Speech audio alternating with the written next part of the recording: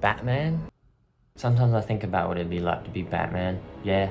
But honestly, I feel like a lot of guys would relate to that. One, he's powerful. He has everything that you could need materially. He's solitary, meaning that he's completely away from all of the world's bullshit. And we all know there's a bunch of bullshit. And he has a profound purpose, and that's to essentially save the world. And that fully consumes him. There is no space for crap in his life because his mission rules over everything. But I want to reveal something to you. I have an idea that Batman is not what he seems to be in the movies and comics. The story of Batman is an eternal and tragic story that animates itself throughout mankind. And once you understand who Batman is in this way, you definitely wouldn't want to be Batman. You don't want to be Batman because I'm the real Batman.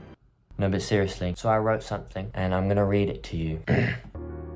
Batman, a vigilante or a villain. Batman has a war within him. From this, he fights the darkness of a whole city. But what he is blind to is that he is the darkness that he fights. He fights from the shadows of Gotham, lurks where people cannot see, but it's his own darkness that hides him. He fights against a corruption that plagues Gotham, but it is his own corruption that plagues him. Batman was stung once. As a child, one criminal shot hesitantly at Batman's parents inside the shadows of an alley. From that moment onwards, he is devoured, not by the criminal, but by his own perception. Gotham City is the place that Batman fights, yet Batman is not who you think him to be. Don't know if that was grammatically correct. When you have a war within you, you are bound to fight a war outside of you, whatever shape it takes. Gotham is the place of Batman, that's for sure, because Batman does not exist. Gotham is a name for a projection that perverts the real city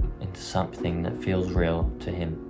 There is no crime-ridden place of nightmares. There is only the place that his nightmares take place. New York is where he really hides. The Batman story we know of is a depiction from his eyes. Batman is the story that Bruce Wayne tells himself. But the real story of Batman is a tragedy. It's a symbol for one who is deeply hurt and psychologically ill. He sees himself the hero because his own demons have painted the world outside of him. He doesn't see criminals, he sees ghosts. Batman is a sad tale of a person with a heart, yet a devil nevertheless. So that's my writing of Batman.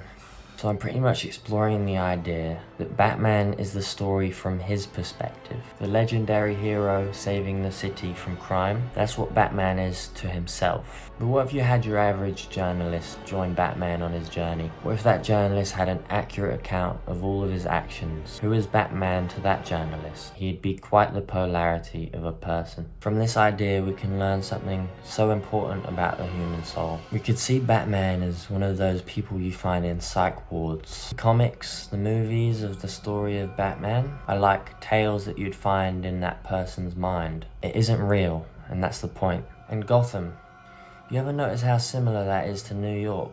And I know it's a fictional story, but the point still stands. There's something that's just ridiculously cartoonish about how much chaos is in Gotham. There's problems that occur all over Gotham every second, all of which are somehow solved by Batman. Like, what's really going on here? Well, there are no problems. Batman creates them, and he creates them in his own mind. And this is because he's still living in that moment where his parents were shot dead. And so that's why Batman is a tragic tale, not of Gotham, but himself. Because Batman fights the world, not because there is anything that is worth fighting, but because inside of him there is a fight unresolved.